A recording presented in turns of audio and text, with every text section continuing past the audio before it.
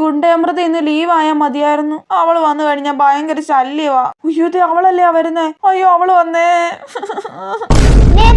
എന്താ അമൃത? ഞാൻ നിന്നോട് പറഞ്ഞിട്ടില്ലേ ഞാൻ വരുമ്പോ എന്റെ ബെഞ്ചും ഡെസ്കും തുടച്ചു വെക്കണോന്ന്? ആ ഞാൻ തുടച്ചായിരുന്നു. Very good. ഞാൻ ഇന്ന് ഹോംവർക്ക് എഴുതിയിട്ടില്ല. നീ എഴുതിയായിരുന്നോ? ഞാൻ ഇത്തിരി എഴുതിയായിരുന്നു. എന്നാ നീ ടീച്ചറോട് പറയണം നീ എഴുതിയിട്ടില്ലെന്ന്, കേട്ടല്ലോ.